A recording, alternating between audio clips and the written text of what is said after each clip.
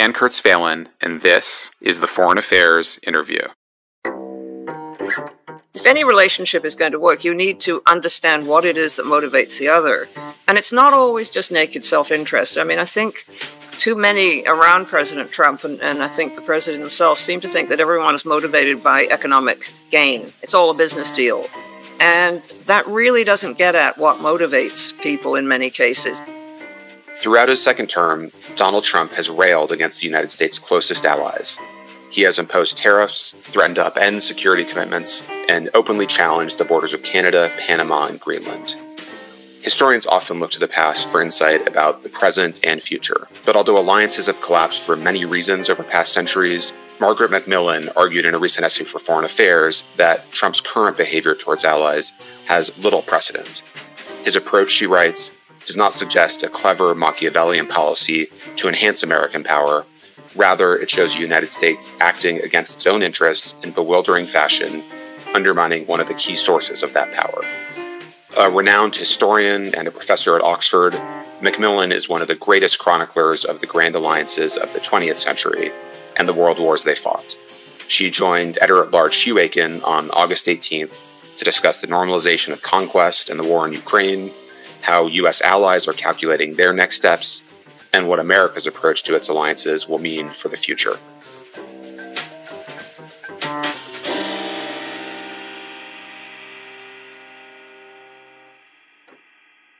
Margaret, it's been wonderful to have your series of pieces over the last couple years, bringing historical perspective on tectonic events happening. I should say we're recording on Monday morning, August 18th, and some of the events we discussed may even evolve in the coming hours and days. I want to get right away to your most recent article about alliances and how they end. But before we do so, I thought we might start with what has happened this weekend. Alaska, here we have U.S. President welcoming a Russian adversary on the red carpet, and now today, as we speak, European allies rushing to Washington to try to pick up the pieces. How should we think about this? I think it's a question we're all struggling with. Very little has come out about what was actually said, although there have been rumors and some leaks, I think. But it was a very strange occasion. It's unlike, I think, most summits I've ever been able to think of. It was not prepared. It happened at very short notice. And usually summits take a great deal of preparation. They take experts. They bring along, people who really know the subjects. And this seems to have had a very ad hoc flavor to it. And the optics were really, I think, striking. I mean, President Trump greeted President Putin as a long-lost friend. The aircraft flew overhead. He shook his hand several times. He took him off in the car. That is an extraordinary way to greet someone who started a war unprovoked in Ukraine. And then the press conference at the end I found very weird. The meeting didn't go as long as it was scheduled for. There was very little at the press conference that was said about the meeting.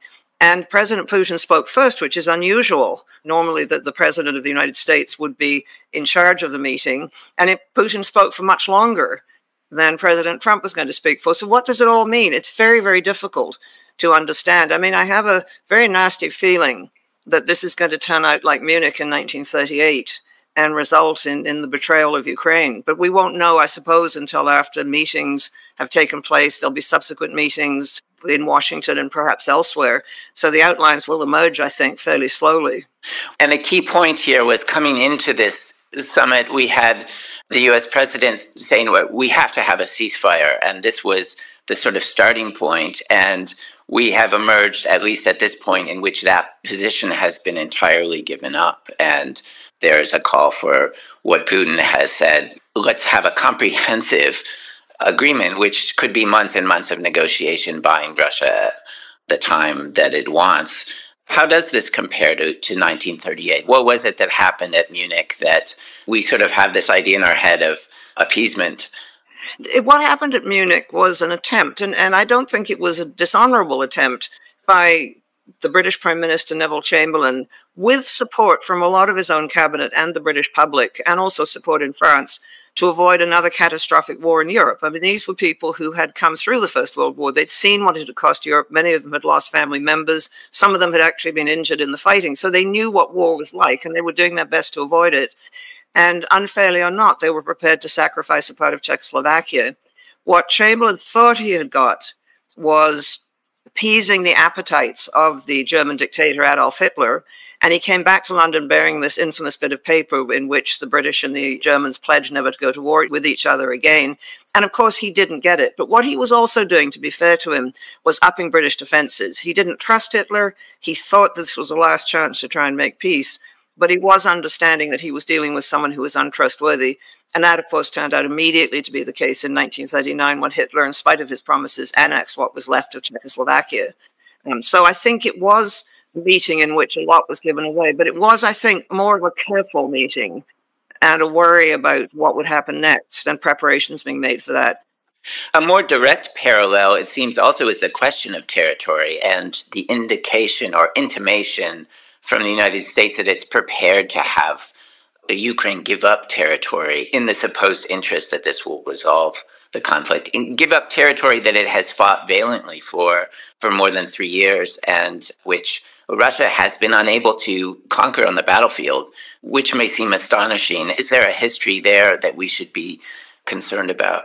I think we should be very concerned. And in fact, the Czechoslovak example in 1938 is a good one, because what Czechoslovakia gave up when it gave up the Sudetenland, which was in the western part of the country, was extremely well-prepared defenses against a possible German attack and a great deal of its very efficient arms industry.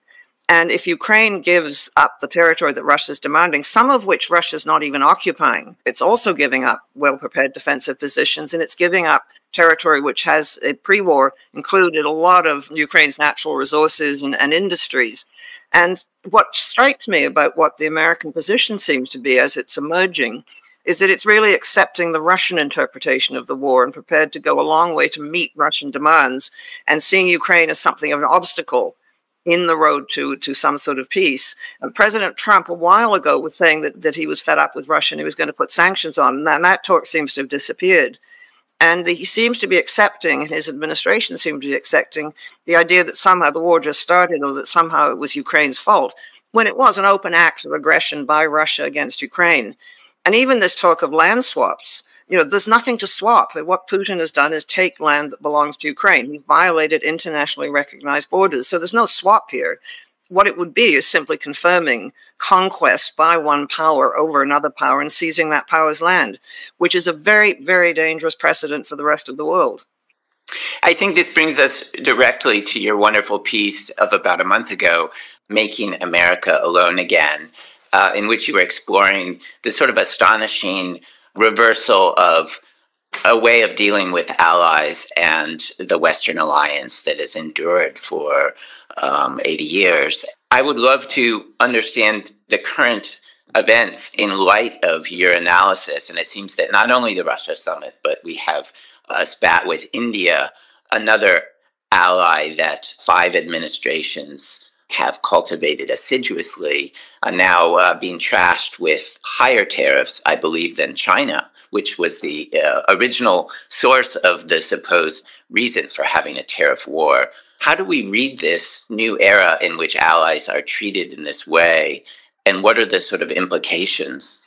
It's not difficult to work out where it's coming from, but to understand it, I find difficult. I mean, part of it, I think, is an impulse to reassert American power and make the United States central in the world, the dominant power in the world, on which all other powers have to depend, or all other powers, including China, have to deal. It's part of the Make America Great Again. I think there's a strand also of American isolationism in there. We don't need other nations. We can pick and choose who we deal with. We won't be obliged to deal with anyone. But I think also, and this is what makes it particularly confusing, I think a lot of it depends on the preferences and whims and changeable attitudes of one man, and that is the president. The whole sudden switch about India is extraordinary, because the United States, as you pointed out, has spent at least 20 years trying to gradually detach India from its friendship with Russia. And suddenly they're casting it back into Russia's arms. The Indians have just announced that they're going to be trading with Russia more, getting more Russian oil. And this is presumably not a result that a lot of Americans, even the MAGA Americans or the isolationist Americans, would want. And I speak as a Canadian. We are absolutely dumbfounded. I mean, we have been a very reliable ally. Of course, we've had our differences. Allies do have their differences because they have different national interests. But we've been very reliable. We've fought with the United States in a number of wars. We joined in the coalition in Afghanistan, for example. We fought in Korea. You know, we have been, I think, a loyal ally, and we're absolutely bewildered by this. Why alienate us when you're already getting from us what you need? And we would, of course, negotiate on tariffs because we have to, but you're getting our raw materials, you're getting access to our water. And so it's really extraordinary. I mean, I have not been able to think, and I've consulted all my fellow historians who I've talked to, about another example where power gets rid of dependable allies so cavalierly. And we all do. We get rid of people we don't trust anymore. We no longer count them as allies. But to get rid of ones that you can trust seems to me really damaging to the United States. I mean, it's going to need friends. It still is a great power, perhaps not as great as it once was and not as dominant as it once was, but it's going to need friends. It's going to need other countries to work with. And it seems to be making it more and more difficult for that to happen. The history here is so interesting, and this was sort of the starting point of your piece, that there weren't historical examples that could sort of make sense of these current moves by the United States. And it really asks one to look more closely about how alliances are formed and what is their purpose and why do they endure. And many of these lessons appear to be ignored right now. But just walk us briefly through some of the historic examples which show alliances have broken over time when they no longer serve a purpose. Alliances, I think, are, I mean, if you think of it in terms of human relationships, they're rather like any human relationship, like a friendship or like a business partnership. They rely on a certain amount of trust. They rely on a certain amount of melding of objectives, even though each party will have different long-term interests. But they can be sometimes brought together, and countries and individuals can work together, even if they have differences over where their interests lie. I mean, alliances, I think, in the past and in the present, come together often to provide common defense against an enemy. I mean, it's not always about war. Alliances come together for other purposes. They come together to try and prevent wars from happening. They come together to try and keep control over a troublesome nation that is threatening everyone. And so you get different sorts of alliances, but the most common, I think, in history has been an alliance, a defensive alliance against a threatened enemy. And if and when that enemy is defeated, then the alliance does sometimes fall to pieces, but not always. I mean, when there's been a very great conflict, I think people in an alliance do begin to worry about what next. They don't want another conflict like this. I mean, after the Napoleonic Wars, the Grand Alliance that defeated Napoleon gradually transformed into the Congress of Europe, which tried to smother revolution. You can disagree or not with that. Tried to deal with issues that could have caused war because they had just come through a war and they didn't want to have another one. And the same thing happened after the First World War, when the victorious allies tried to set up a new international order, set up the League of Nations with the hope that it would prevent conflict like the war they had just come through. And so alliances can exist to project into the future the vision of a world that you might want. And they can exist sometimes to try and prevent the causes of a conflict. And so they are, I think, very important. And yes, they do fall to pieces, and there'll always be differences, and there'll always be tensions. And even Canada and the US, or the US and Britain, which have been very close allies, have had their moments. But the alliance has lasted. And probably, I mean, I always think it's like, again, another human relationship, like a marriage, for example, or a partnership.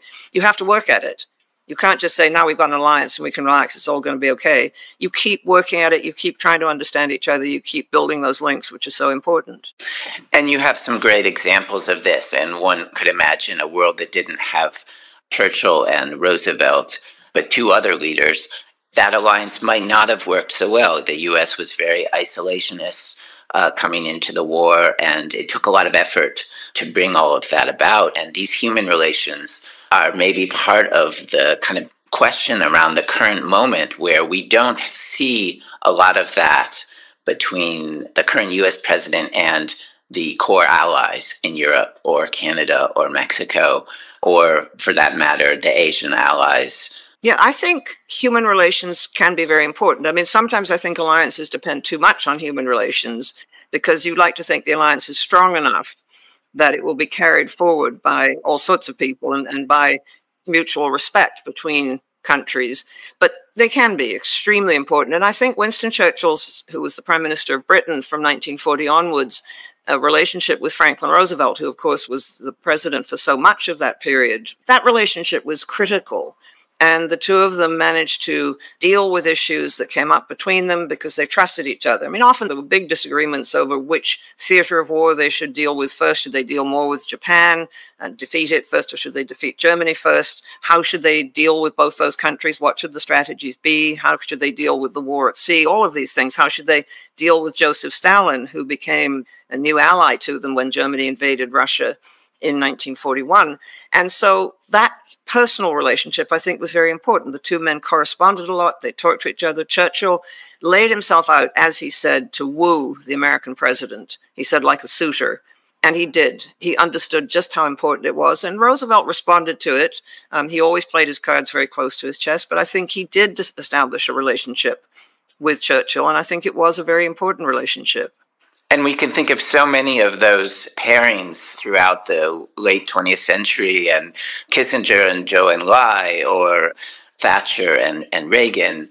And here in our current moment, I think of an interview that President Trump gave to the BBC, I think a month ago, in which he said, "I trust almost no one," which I think was a quite candid comment of where he sits in these relations.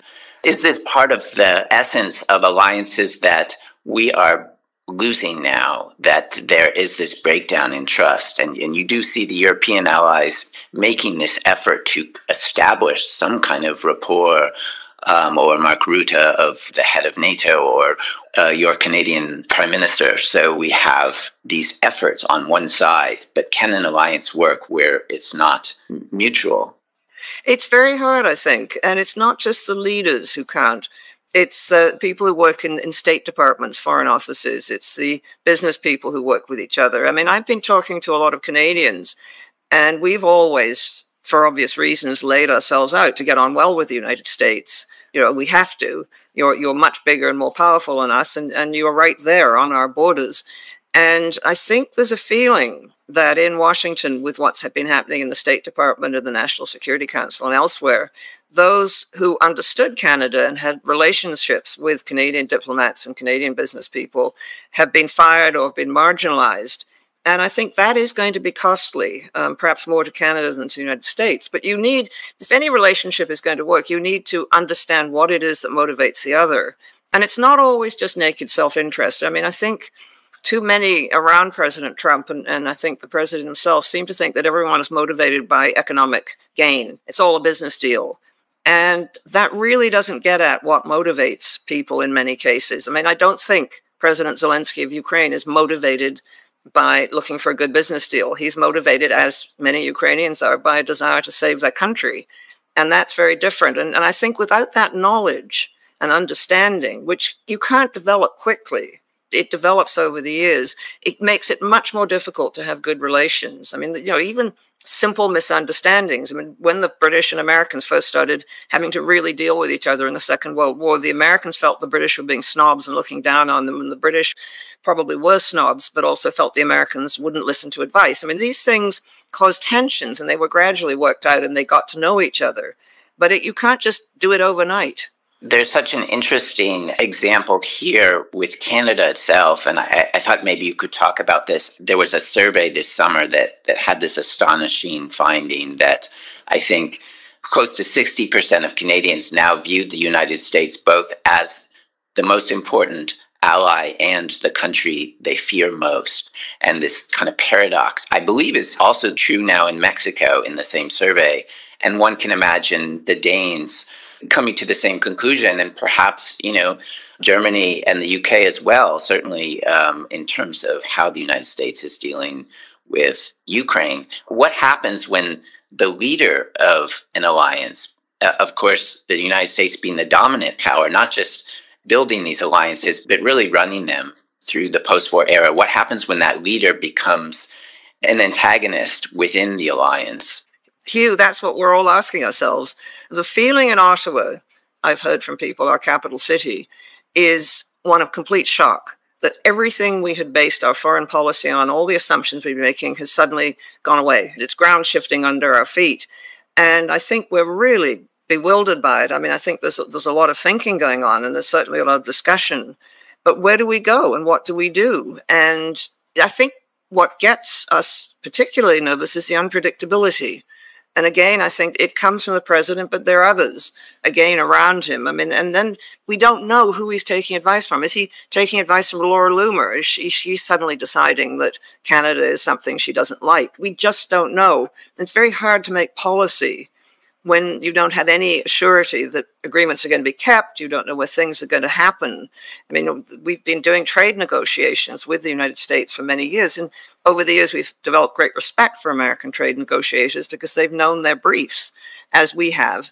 And now it's not clear who's in charge and who's doing the negotiating and how much they actually know about the issues. And so I think we do see the United States as an ally, but we also see it as one that increasingly we just don't know where it's going. And that's a very uncomfortable position for us, certainly. Maybe not for the United States, but it certainly is for us. You have this wonderful line in your piece. I think you said Canada has never been a threat to the United States except in hockey. And there is a sense that where does this animosity come from? But we see that over and over again with other allies. And here, I think, comes back to your point that alliances are built on more than just a particular strategic goal, that the ones that endure have something else. And here, the paradox is the Western alliance is one of the most successful in history in this regard, that there was more to it than just power. There was this ideal of Western democracy, values, we might say. And I wonder if you see, are we in an era now where this idea of values is really declining, that there isn't a shared, at least obvious shared system of values that are governing the current decision-making or direction in which the United States seems to be leading its interests?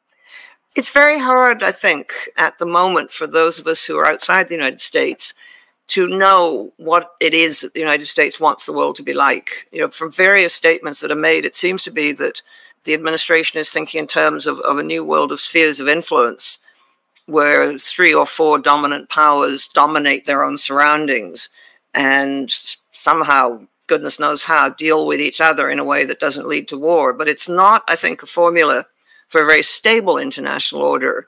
Spheres of influence have always in history tended to lead to clashes, and the spheres of influence are going to have different interests, and they're going to compete to gain in the borderlands, the shatter zones, as historians often call them. In the borderlands, they're going to try and establish dominance or protect themselves. And there'll always be the uncommitted countries who may swing between one or the other, which will also, or be wooed by one or the other, which will also lead to instability.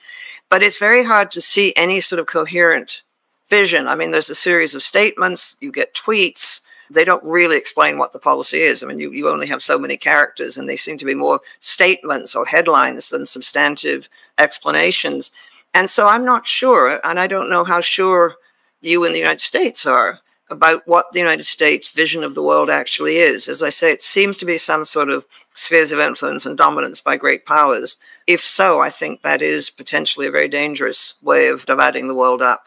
Another perhaps different historic strand to this that you also pointed out in your piece is that the United States does have a particular history in coming late to the world of alliances and European diplomacy, and, you know, because of its geography, was able to survive much longer into the modern era as, you might say, isolated power. And that belated emergence, I wonder if that plays into this strand of American thinking that continues today to be isolationist, skeptical of entanglements.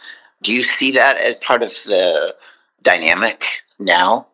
Yeah, I mean, I think that countries, much like individuals, have memories, and we have visions of ourselves, and we have ideas about where we came from. Maybe not always very coherent ones, but we do. And I think the United States has a very strong isolationist strand. I mean, you go back to the famous warning of George Washington against entangling alliances.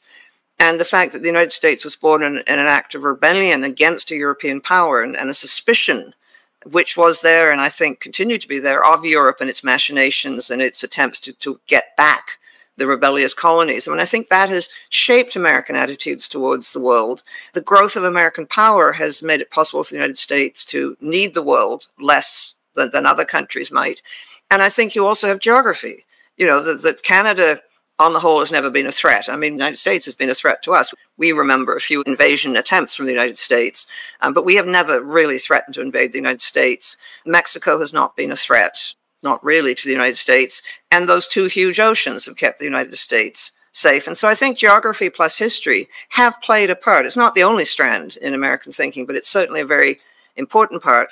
But the development of technology, the changes in armaments, the development of intercontinental ballistic missiles, and now increasingly fast subsonic and supersonic missiles, the use of space, means that the relative isolation of the United States is much less than it was. And that while the United States, or people in the United States, may prefer to disregard and ignore the rest of the world is not going to disregard and ignore them. And I do think that's something that in the future is going to matter more and more to the United States.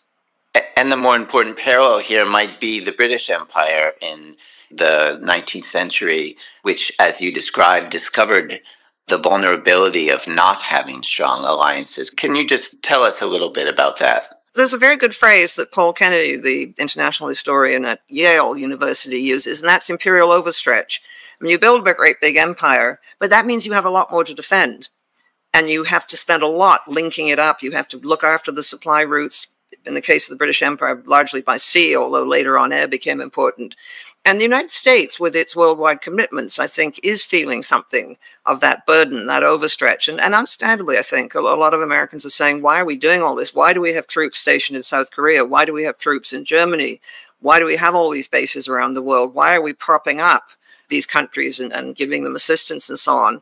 And I do think that empires reach a point where the burden begins to be too much, whether it's the psychological burden, people at home just don't want an empire and they don't want their children dying in its defense, and the financial burden that it gets to be, or it can be, very expensive. Empires are not always profitable. And what the British were finding was that they had huge responsibilities and that they had stirred up resentment and opposition, and that a great deal of the world didn't like them and wasn't prepared to cooperate with them. They reacted by, in fact, building alliances and settling differences with some of their most prominent rivals. At the moment, the United States doesn't seem to be doing that, although I think President Trump hopes for some sort of relationship with China and seems to have some sort of relationship with Russia. So possibly what the United States will do is begin to try and look for allies to take some of the burden away from managing this very large global, it is in some ways an empire, but these very large global interests it has. And from the sound of it, he would like, and those, again, advising him, some of them would like to withdraw American involvement. Some have talked about getting out of NATO, bringing the troops back from South Korea. So I think it's going to be a very interesting period in American foreign policy and in fact, in international relations, because it's not at all clear how this is going to play out. I mean, we're living in a time of great uncertainty and a time of transition, but we're not sure towards what. We'll be back after a short break. And now back to my conversation with Margaret Macmillan.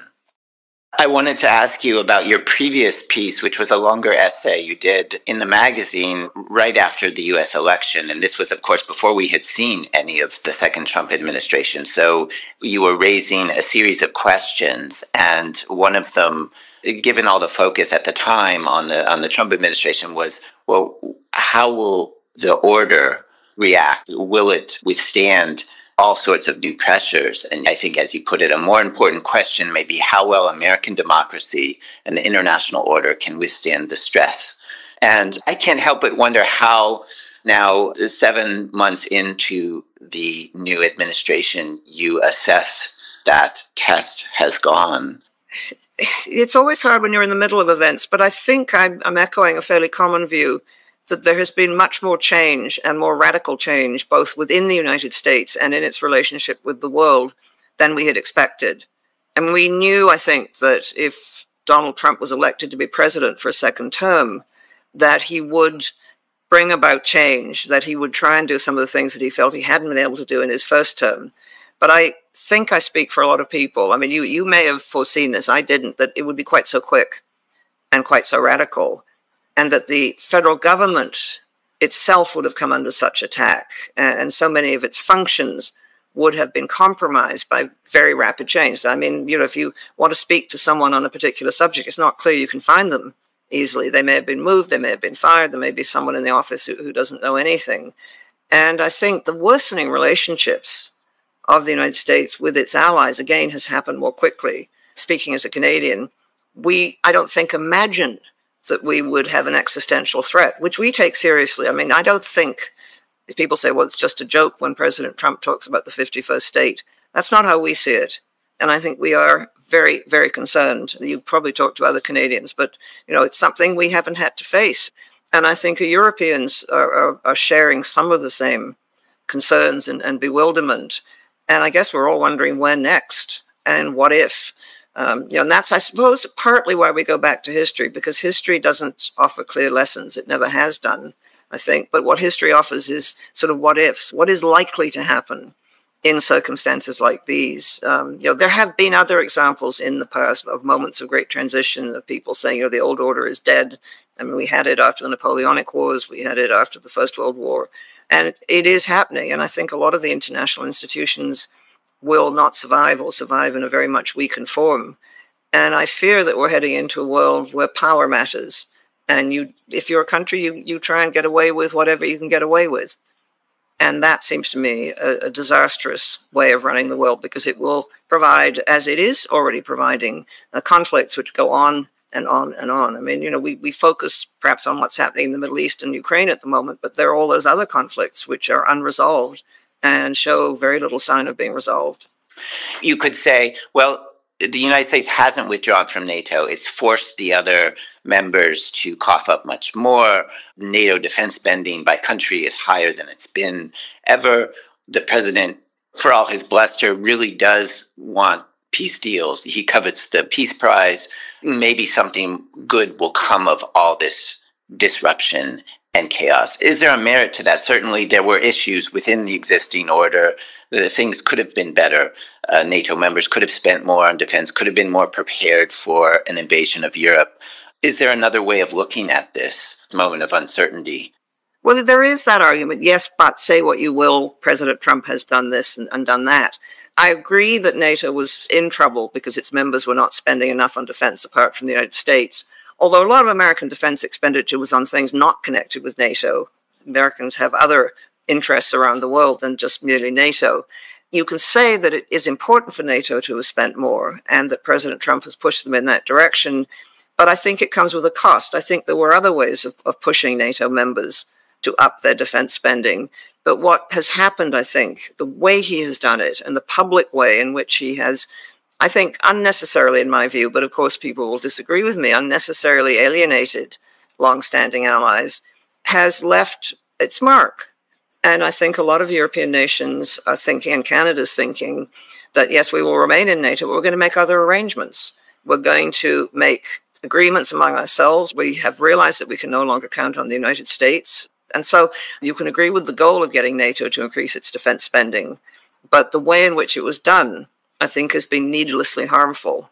As we enter what could perhaps be an era of a post-alliance world in which the alliance, maybe it continues, but in a less manifestly strong way, so it's just existing the way the United Nations or other international institutions that have far less power, what would that world look like? And are there other moments in history where you could say, well, there really wasn't a strong order contributing to whether it's more conflict or other kinds of competition?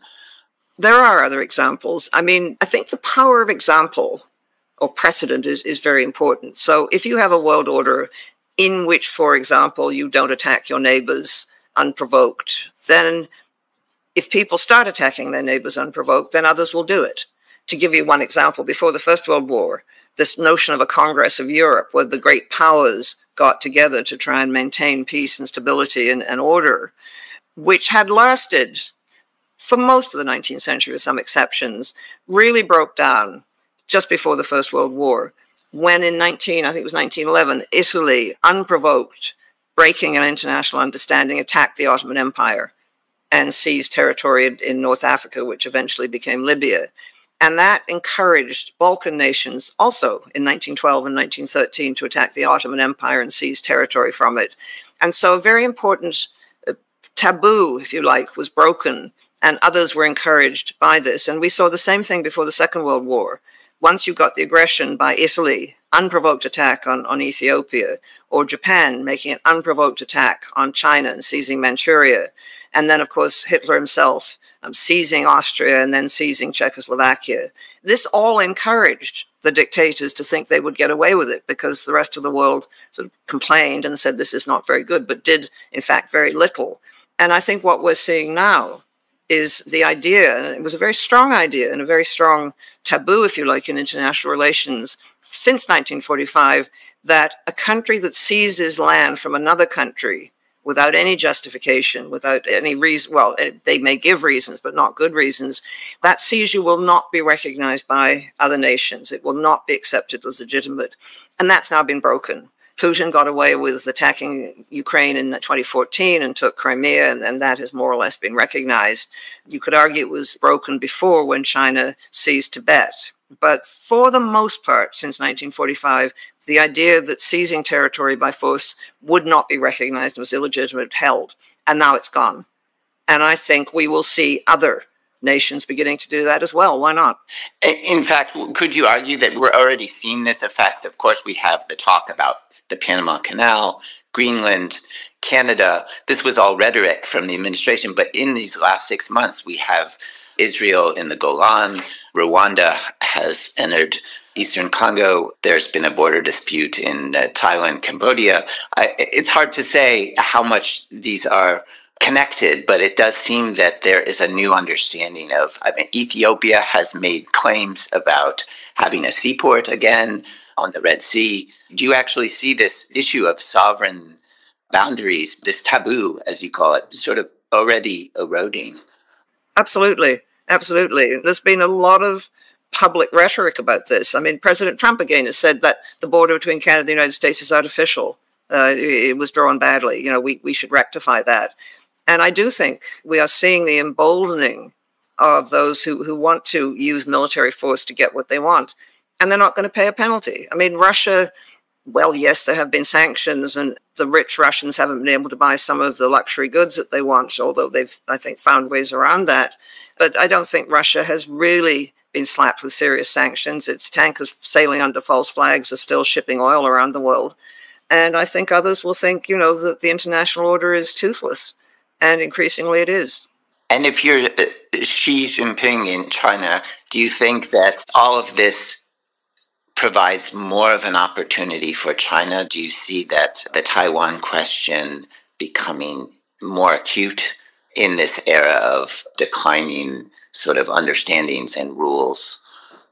But China has already been pushing quite aggressively in the seas around Taiwan and in the South China Sea. It's apparently ordered an American warship out of those waters, even though they're international water, just fairly recently. And there has been talk, and Xi Jinping has made it clear that he sees reuniting, as he puts it, Taiwan with the rest of China as his legacy. It's always a dangerous moment, I think, when leaders begin to get a bit old, because they start thinking of history and they start thinking of how they're going to be recorded. And this is, I think, on the whole, not a good thing. And I think, as far as we can tell from Xi Jinping's public remarks, he really wants to get the Taiwan issue settled and is prepared to use military force. I mean, China has been making a great deal of military preparations, including building landing craft, and including practicing seaborne landings, which would, of course, be necessary if they're going to seize Taiwan. And so, yes, I think we are in a period where China is asserting its relevance, its muscle, it's asserting its claims. And I think, as far as China is concerned, the disarray in the Western alliance and the disarray among American allies in the United States and American allies in the Pacific is, from its point of view, a very good thing. When the United States falls out with Vietnam, for example, or falls out with India, which is a rival to China, this only, I think, is good for China. The idea about leaders and their place in history, it's interesting to think also now you do see this in the second Trump administration, more thinking about history, how the story of the United States should be told. We see this as a pattern among sort of strong leaders or autocratic leaders in other countries. Putin, of course, that this was the beginning of the Ukraine war, his historic manifesto about Greater Russia, Xi Jinping, as you've just said. Is this something that has always happened in history, that powerful leaders will want to shape not just the present, but the past? Or are we in a kind of new moment of historical rewriting? One might never have expected this from a democratic country. And I'm just curious how you would read that. History has so often been used in the past. I mean, we know that. I mean, it was used in the classical world. It was used, in the Middle Ages. But in the past, I think there were also other sources of authority. History did not, in the past, have quite the dominant authority which it seems to have now in justifying what nations are doing. In the past, people would use religion more. For example, I mean, when the Crusades were launched, that the grounds for those were religious, to recover the holy places in the Holy Land, or simply dynastic claims were very important. But I think as other sources of authority, have fallen away, I think religion is no longer, except by some fanatical religious groups, used as a justification for waging war. History has come to take its place. And for some reason, we seem to think of history as this, gray-bearded, probably gentleman sitting there saying, you're right, you're wrong. And when people say history will judge, that seems to me a very dangerous idea. History is not a judge. History is a record of the past, which we try and understand. And when people say, I want to be on the right side of history, there isn't a right side and a wrong side. There's right and wrong, but not a right history and a wrong history in that sense. And so I think history is being used more and more as justification. And I think we see this with the Trump administration, that they are calling on an American past, which is a very one-sided version of the American past. They're using it partly to attack their domestic enemies. They're saying there's been far too much wokeness in the history and far too much concentrating on the dark side of American history. They want to elevate American history, want to make it glorious again. But I think it's also used as justification for the way in which the United States deals with the rest of the world. And you're right. Putin used history to justify his claims to Ukraine. I read that manifesto he wrote, which I think, by all accounts, he wrote himself and took very seriously.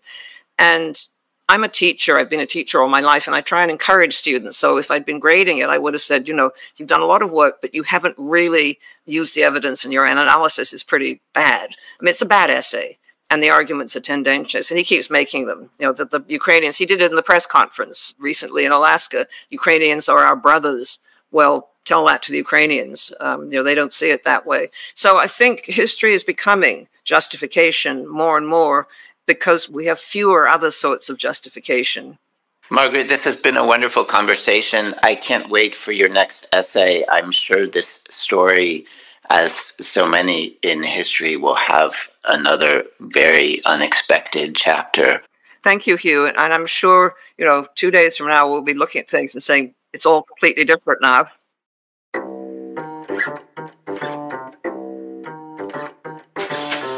Thank you for listening. You can find the articles that we discussed on today's show at foreignaffairs.com. The Foreign Affairs interview is produced by Kanish Tharoor, Molly McEnany, Ben Metzner, Caroline Wilcox, and Ashley Wood, with audio help from Todd Yeager.